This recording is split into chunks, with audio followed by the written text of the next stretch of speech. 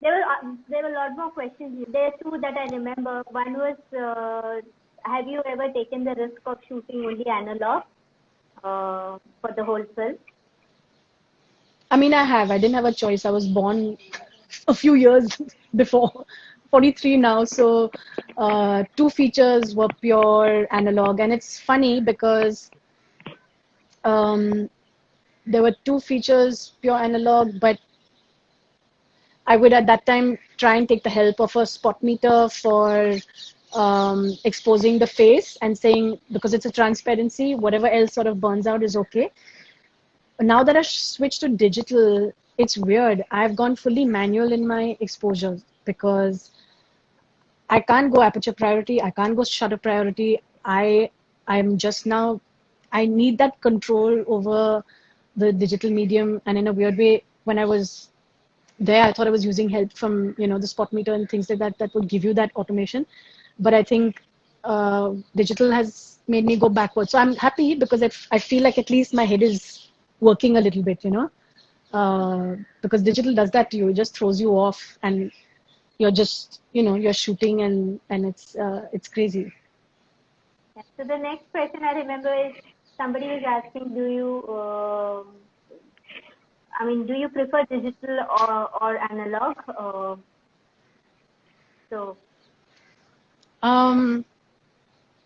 The convenience of digital is, of course, amazing. I'm not holding my breath for 3 days by the time I go and drop my roll and see whether the transparencies come and then hope to hell they're exposed first, and then the fact that it's in focus is second, and the fact that the shot you wanted is there. So in that sense, there's a lot more peace of mind now with digital. What I do not like is the approach. If कैसे भी shoot करो ना digital, मतलब फिर Photoshop, everything is Photoshop में जो करना है you'll fix it, everything is fixed in post. So that I'm not a fan of and not very happy with, and personally I find trouble also disciplining myself. I keep nowadays, not nowadays, but whenever I approach a film and a feature film, I go in saying I'm going to go with the thought that this is film, and I have 36 frames and I'm going to shoot those, only 36 there. Forget it. In the first hour or two on set, you've shot 36 already, and you're also so excited and being enthusiastic when you're on set, and so it's never happened. It's very hard to discipline myself with that, but I think that both sides. I love the magic of film, and I love what film did, and the fun of developing your own film and printing your own film, and in that aspect. But I feel I'm very comfortable with digital now also. I can't, right now I don't have the time to do my own stuff with film. But that peace of mind is definitely a big advantage, I can breathe now. Somebody is asking, have you ever considered doing photo book of select film works of yours, basically combined films? Yeah,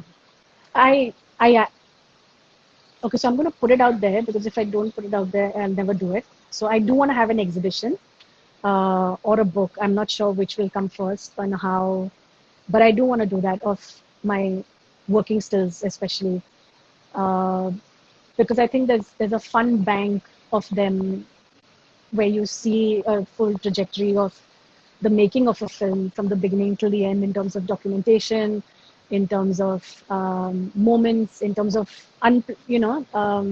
you've spotted somebody which is completely not there, not what you'd imagine them to be. So in those things, yes, I do want to. I have considered for the last many years, and every time I felt like, oh, I haven't done enough, so I'll just do one more, and I'll just do one more feature. So that's still going on. Again, it was supposed to be a project under lockdown, but I've not done anything. Oh yeah, this is what the lockdown has done to us. It's so much work at home. So there's one more question which somebody is asking: what kind of creative conversations do you have with the producer director in pre-production? I think essentially, if I'm when I'm given the script, it's when you read it, I go back and I always see what I can do, uh, what I can do to make the. I mean, so sometimes I think that maybe I'm just giving myself self-importance, that I want to know what I can do to help the director or the filmmakers or the creators have their vision been told. I mean, of course, there's a full film being made, but for me to have that, to have that sense of being on set every day and that drive and that longing, I give myself that little goal of what is it that they want. And if they have answers, like I remember for Slumdog, Danny just said, I think the only thing he told me was grab what you can. And it was because it was just nonstop. It was relentless nonstop. I'm trying to think if somebody has had a plan. So I think it's Sacred Games, because of Akira, I wouldn't be able to go all day. So that I really broke down into days and schedules and locations. And then on season 2, I even had other photographers, Tej come on board, Zishan come on board, and figure and do a whole bunch of things where we, spread it amongst us. But I think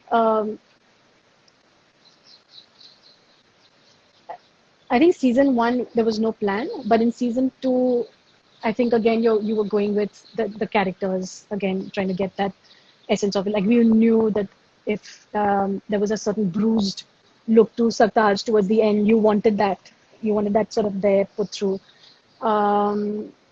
But I think so what happens is sometimes they even have art directors come. So at least on international projects, sometimes you have art directors who come on board towards the end of the film, like towards the end and publicity wise, and they will tell you, like, okay, let's do headshots of the actors. And so sometimes there's no plan immediately, but you're working with the creators in the publicity department throughout the filming. So sometimes actually when I'm filming, like for example, the Slumdog or Best Exotic, or and actually mostly a lot of the international projects, Extraction was one with Sam Hargrave and Chris Hemsworth. So, and Netflix's film. So I think every time I would shoot, I'd come back, I'd make a selection of what I thought were 10, 15 good stills from the day. I'd color correct them and I'd send them off. And they didn't ask me really to do that, but I also wanted to know, am I on the right track? Is this what you expect? Is this what you're going with? And I like color correcting my images also a certain way, and I like it, going out there. So I'm a little, I don't make it easy sometimes, but that's the way I like to approach it. And I'm not sure if I answered the question. And someone is also asking, does it make easier to work with crew you have already worked in the past, or does it also make you complacent? So yeah, I think it would definitely. I think it could make you complacent because you already have a rapport with the crew. According to me, you can get sort of side-winged, distracted. You have your own agenda going on with your friends, or maybe the ADs, and I think you start losing sight of what is actually in front of you, and that's passing by and that's going. That's me personally, and I'm trying to think. I think for except for Sacred Games, I'm probably working with Vic, the husband. he's probably the same crew that I'm with the most. So, but with him, it's definitely not complacent. In fact, he's a good pusher. He's not one for the average or something like that. So, it's interesting that you do feel more of a sense of you want to make it count more, in fact, at least, but that's for me. But I think what he's saying is right. He's asking is, I think it could make you complacent because you're in a happy space, you're familiar with people. But with actors, I think it's different. With actors, it gives you a great advantage because you've had and you've already got some sort of a relationship with them. Like I've worked with Shah Rukh on Devdas and Veer Zara, Saif on Tararampam and Sacred Games 1 and 2. and some of them like stills, some of them don't like stills, but there's a familiarity with this person.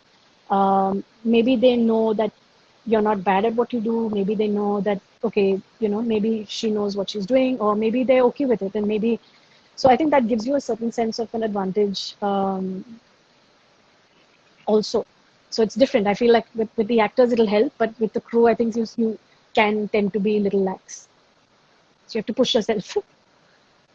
Yeah, I was going to ask you this question, since you worked with Vikram the most on most of his projects. So, how is that? How does this equation work on the set? So it's How do you? interesting. I, uh, I want to do a lot of things, and I want to do every. So baby is fine. I want to do a lot of, you know, all of his feature films because they also excite me. I mean, so sometimes like when I was pregnant and he was supposed to start Bhavesh at that time, and I was part thinking that, oh, okay, 4 months, 5 months, I can do it.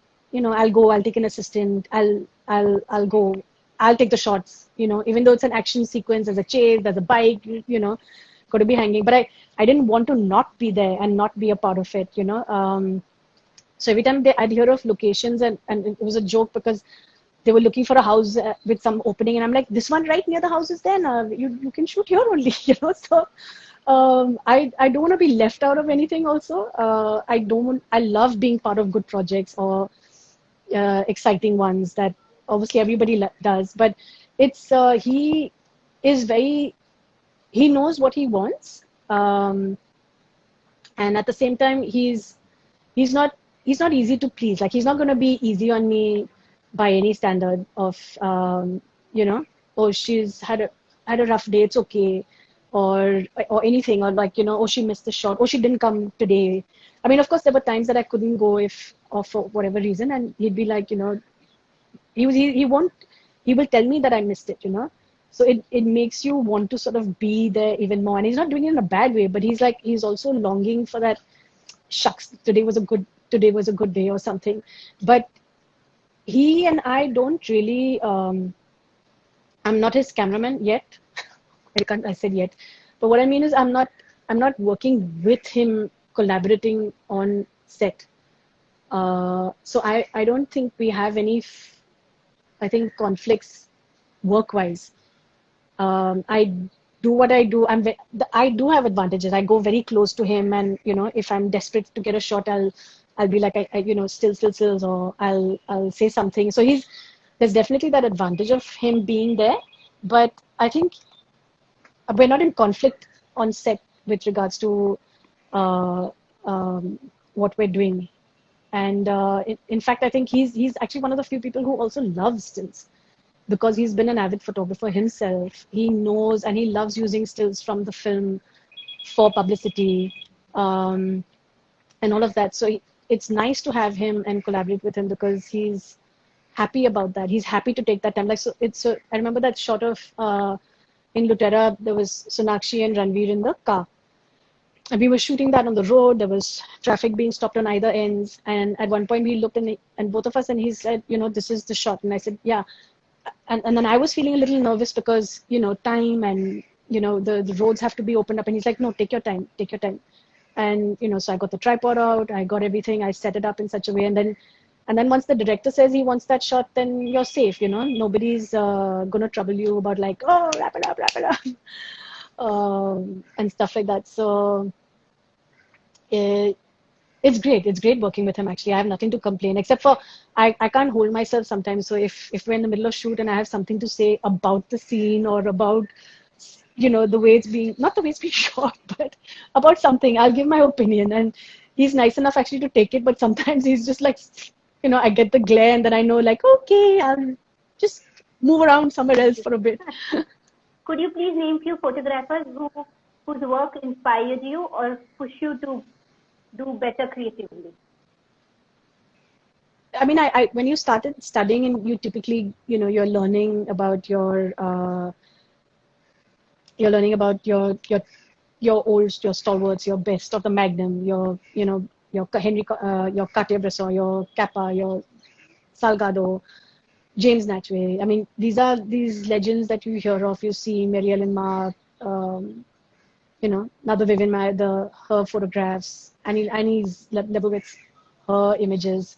I love her images. I love the way she designs them and creates them, and I think hers, it resonates with me. It resonates with, it's not just fashion. It's very, very interesting the way she presents the characters up and presents these actors.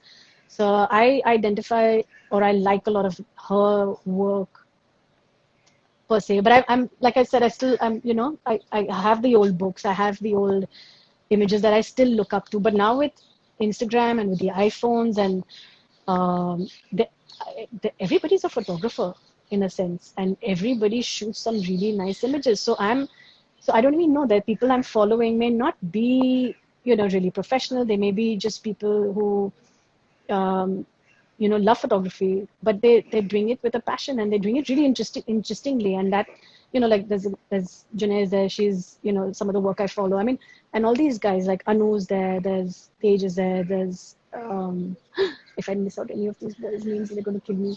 But everybody's doing great work. Everybody's pushing the boundary. So I actually look up to that as a way to push myself, and in fact, I feel like complacent. And because I'm not doing this every day, I'm not working every day and not shooting every day, I know that there's that possibility where I may lag behind. I may be, off the grid in a sense. So it's interesting to see their work and see what they've done and push yourself with it. But on Instagram right now, there's so many images and people who have stuff up there that's beautiful. So I don't even, sometimes it's just, it's a lot of what I just see on the fly. Yeah. There's somebody asking, would you be open to working with new filmmakers? Always. I mean, Vikram was one new filmmaker once upon a time. It's just that we were married at, that, and that's why we worked together. But I don't think I've said no to any project that's come my way. I mean, it's most of the stuff that's come my way I've been lucky, the way it's happened and the way it's come. But there've been really interesting people. But it's I love supporting new photographers, filmmakers, musicians of any kind, like anybody new and trying to be out there. I'm happy to help and support. So always. There's somebody asking, how do you deal with the stars? Sometimes they don't want you to click them. So you do, yeah. You just respect what they say, and somehow. So I think sometimes some of them get a little uncomfortable because they feel like they're constantly being looked at, and especially maybe the women, they're not ready. It's not the correct side of their face. It's an expression they may not like. So they're maybe feeling a little insecure about that aspect. But I think if once you let them know that they can trust you, it's about, I think it's about that trust. So once they trust you with what you shot, plus I'm not secretive about my images, but I'm extremely possessive. I will not give them out. I feel bad for some of the cast and crew because till now they keep asking me, and I keep saying after the film, and even after the film releases, sometimes there's a protocol of not until I finish this promotion or this poster comes out. So I keep hanging on to all images and I don't give it to anybody till a certain time, and then finally I let go of them. But so I think once they know that trust factor is there with you, that you're not going to misuse an image of theirs, and you're not going to send a bad image of theirs to somebody. And if they don't like it, they don't like it. Yeah, like you have to work around it. You have to be really sneaky and silent and quiet. And then sometimes you need to take the help of the first AD and approach the first AD and say, look, I really need this image. It's important. I get it. And then have them help you. If that person is unapproachable, like. Maggie Smith from Best Exotic just didn't like being photographed, and she was hysterical because she is, playing this old feisty lady in Best Exotic on a wheelchair. But the moment she'd hear the shutter, she's like, "Where's she?" And I'd be literally hiding behind the grip fellow. I'd be hiding behind the track trolley. I'd be hiding behind everywhere. And I could see her looking for me. And sometimes I felt like laughing because I'm like, I cannot believe we're doing this. It's like cat and mouse. But so I would do that to get whatever I could and get the shot. But I think then you approach either your publicity department if they're down, and then, they'll help you get the shot you want. And then if not, then they're left behind, and then they'll feel, I think towards the end, and they'll feel that they don't have as many images as some of the others. So then maybe next time it'll be easier. There's somebody asking, is there any director that you would, you're looking forward to work with, or?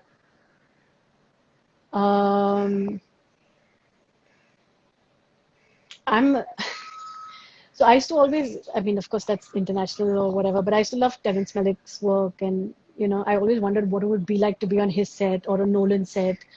That just kind of, the scale blows your mind. How would you be able to do that in terms of a challenge? And over here, back home, I feel I've had I feel I've had like great opportunities with some of the best, in the country, but I'd still love to work with, so many of them. I'd love to work on a Vishal Bharadwaj film. I'd love to work on a Sanjay film again, Bansali, bug him again. So many of them. I'm happy to work with anybody pretty much. And I think, but though, as long as somewhere I can, and it's not snooty, but as long as I can identify with the script and it works for me. I mean, I now, I want my time. I want to belong to something also that works for me, not just anything. So I think if that's the case, then it's great. I also wanted to ask you something. We just saw you acting in a short film, and first thought you were excellent. Are you looking at acting more? Bring it on. I mean, I don't know. The experience was really interesting because it was really frightening. Like this, it's this, seeing I mean, I wasn't seeing myself, but I was in front of a camera. There were people, and you just keep feeling what will people say? What will they think? How do you put yourself out there? How can you, so somebody says, okay, laugh. And I'm like, how do you laugh? Like, how do you just like, ha, ha, ha, But it was just interesting to feel challenged in the sense of the fear of the unknown, in a sense. It was something I had never done. And I wanted to, and I think somewhere I did it because I wanted to know what it felt like. But I was extremely fearful. So I think it was more to push through that wall and, break through to the other side, in a sense. But to just get a sense of what it would feel like to push through that fear. And that's why I think I primarily did it. And it was fun, actually. It was quite liberating, and, you get a certain sense of confidence. It's interesting. I also wanted to, it's something that I want to know. What kind of software do you use for color correction? Is there anything specific you use for? Yeah, so I think right in the beginning I used to use just regular Photoshop generally. Then there was Aperture that I used to work with. And now I use Lightroom pretty much. And so far I've been sticking to Lightroom also only. And sometimes, of course, if it's via the phone, then I'll take it in, and then the phone has some amazing apps and color correction tools that you use. So it's fun. There's Snapseed and Visco or VSCO, whatever you call it. So we're constantly on that. But I think Lightroom is what I use for a basic overall touch. I mean, I don't overgrade them. And then, of course, when I give it to whoever's in charge of marketing or publicity, then what they do is their process. But I like to have the first look on the image. Yeah, I think with the heavy rains, the network is acting up. It's okay. So there was this also very important question which spoke about post-COVID. You know, what do you think would be the situation with the photographers on set Ah, about uh, money? yeah. You know, I feel, and I don't know, even even we haven't done anything yet post-COVID as such, or we're still ongoing technically more than post. Um, but I think for a while we're going to have to keep things small, crew small, space small, um, and I'm not sure if we're gonna be. I don't see why we won't be a priority. I don't see why photographers on set will be excluded, um, unless somebody says that this is not needed and we'll take screen grabs, from there, which is also happening a lot now that with 2K and then 4K. So you wonder if are you going to be relevant in a sense, but I I feel there's something still that you have that a screen grab won't give you. There's your working skills that's not without which that's not going to be possible. It's not going to be. It won't happen unless there's a person on set who's able to document that for you. So I think it's going to have to. It probably depends film to film, production house to production house, where the location is. If it's in a place that's fine, or not in a COVID heavy area and everything, I don't see why they would not have a photographer on board. In terms of the money, I think if everybody's getting paid as per what they are normally paid, and nobody, if it's a collective decision to cut costs, then fair enough. And I think if it's not happening, if there aren't any cost cuts for the crew as such, and you are paying people for their professionalism, for their expertise, for their passion, for what they will bring on a set, then I think then I don't see why we have to do it free, or you also have to do it free, or that you have to cut it down really low. In any case, I think still photography on set was one of the last things that has increased over the years. It wasn't that way initially. Um, I mean, I did Devdas for nothing, but it didn't strike me. It didn't strike me. It was my first film, and I didn't do it for anything. And later on, when I thought I was, getting a certain amount of maybe 1,000 a day or 2,000 or whatever, I thought I was rich. But like I thought I've made like the best money ever. Of course, I didn't realize it's not going to last at all. But so you're learning, and then you keep building it up, and you're so scared to ask for money. It's really weird, but you're scared to sometimes ask for money. But I think I don't see why not. I see if everybody else is getting paid, why not you? One, and I think if it's in a place and a location that's COVID free or has the capacity to hold a lot more people, um, sell yourself about what you bring on the table and what you can do, and you'll be on board, I think. But I think if it's going to be like small sets and small sort of scenes and a really tight space, then maybe it's not going to be important for that, and maybe then screen grabs will happen, but then they won't get working stills. So let's see. It's going to have to be a little bit of a marriage. We don't know. I'm sure.